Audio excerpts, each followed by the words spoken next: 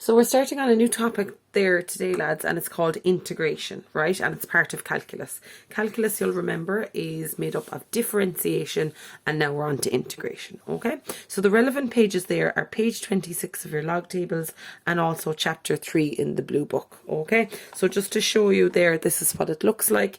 The integration symbol is kind of a long, like a line like this with a curve on the top and the bottom, all right? So it's integration. Another way that it's also known is anti-differentiation, so it's like the opposite of differentiation. And this is my rule, which is very, very important. So add 1 onto the power, divide by that new power. Okay, that is my rule for integration, and that's what I'll be using all the whole time with it. Add 1 onto the power, divide by that new power. Add 1 onto the power, divide by that new power. Okay, so that's my rule for integration. Now, let's just recall a small bit there. Go back for your differentiation. If I asked you to differentiate this, so I would have dy dx equals, bring down the power, take 1 off it. Okay, this one again, dy dx equals, bring down the power, take 1 off it. What happens to my constant? It just disappears, right? You don't take it into account down here. Differentiate this, dy dx equals, bring down the power and take 1 off it. Okay, so they actually all have the same derivative, even though the original functions are different. Now I'm going to integrate to take me back a step. So if I want to integrate 2x with respect to x, this is what it looks like. This is your integration symbol, okay? So what's my rule? Add 1 onto the power, divide by that new power, okay? So I have 2x. Now, it was x to the power of 1, so it becomes x to the power of 2. Divide by that new power.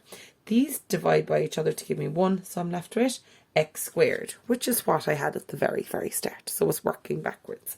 So differentiate this one, 2x, add 1 onto the power, divide by that new power. Again, they cancel to give me 1, and I'm left with x squared. The next one, integrate 2x, add 1 onto the power, divide by that new power. And they cancel, so I'm left with x squared. Now notice that even though these are all different, the integral is all the same. To remedy that, what I do is I add on a plus c always when I integrate. That covers whatever constant was up here, okay? So another very important thing, add a plus c always, okay? So add 1 onto the power, divide by the new power, and you must always add on a plus c at the end after you integrate. Why is that? Because it covers whatever constant was up here that got lost. Okay, so let's go down through an example here. Have a look at example number 1. So I want to integrate this with respect to x. Okay, that just dx just means that x is your variable. All right, so add 1 onto the power, divide by that new power. So I have, what does it become? 3x, it was 2, so it becomes a 3, divide by that new power, plus 4x, add 1 onto the power, squared, divide by that new power, 2, plus 5, add 1 onto the power, so it was x to the power of 0, becomes x to the power of 1, divide by that new power, 1. Don't forget a plus c, okay? Do not forget that plus c. Let's simplify that a little bit. 3 divided by 3 is 1, so you've got x cubed, plus 4 divided by 2 is 2, x squared, plus 5x plus c. And that's your final answer. Okay, another example over here. We're going to integrate this. So as soon as I've integrated, you don't need that symbol anymore. Okay, that's at the start in your question. So you remove that once you've integrated. How do you integrate? Add 1 onto the power, divide by that new power. So it becomes 10x to the power of, 3 becomes 4, divide by that new power, 4.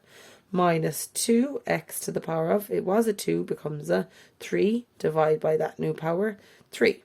Plus 7x to the power of, 2, divide by that new power, 2. Minus 3, gets an x. Don't forget at the end, plus c. Okay, the next step is just simplifying it then. So we can just half each of those, so we get 5 over 2x to the power of 4 minus 2 over 3 x to the power of 3 plus 7 over 2 x to the power of 2 minus 3x plus c. Okay, so my rule, add 1 onto the power, divide by that new power. All right, let's go through another couple of examples here up the top of the page. So what is the integral of this? Well, first of all, I'll have to square that out. So you can do your quick way or you do the long way. I haven't integrated yet, so I keep my symbol.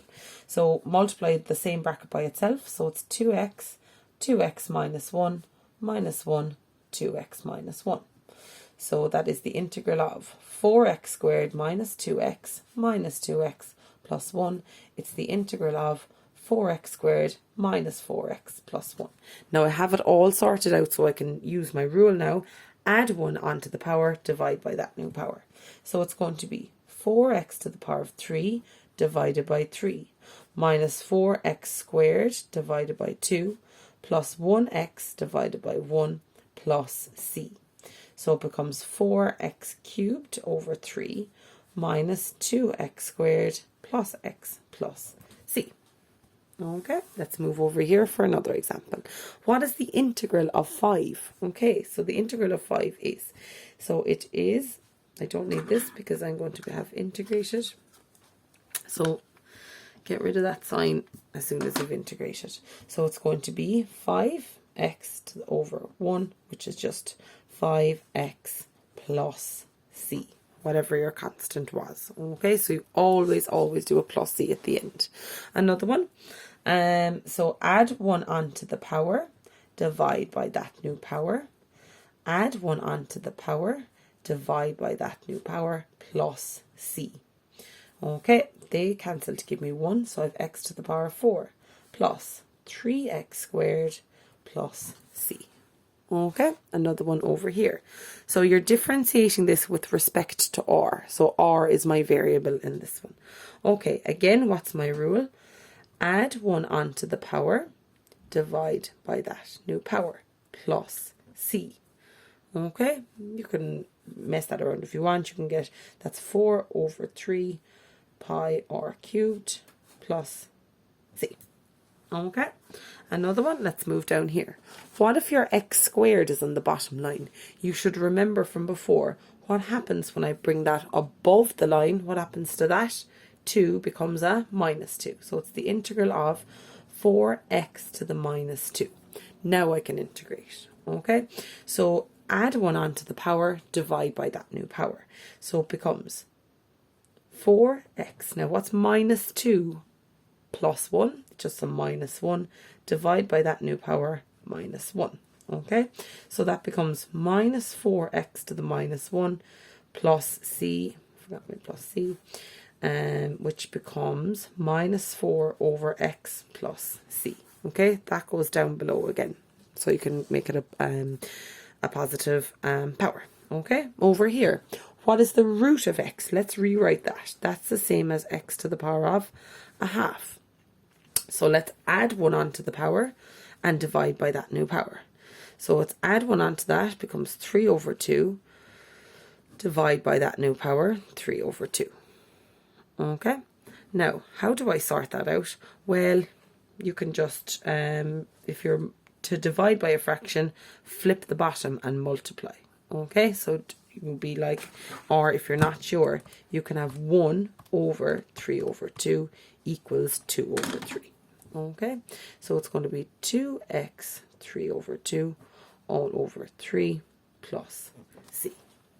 Okay, so let's just go back and recap on the rules of it again. I'm just going to excuse me, I'm just going to give you basic ones for today. So your rules are add 1 onto the power, divide by that new power. Don't forget your plus c. Don't forget your plus c. Okay, it's very easy to leave that out. Don't forget your plus c, because that covers the constant that was there at the start. Okay, so plus c always at the end. Add 1 onto the power, divide by that new power. Okay, thanks lads.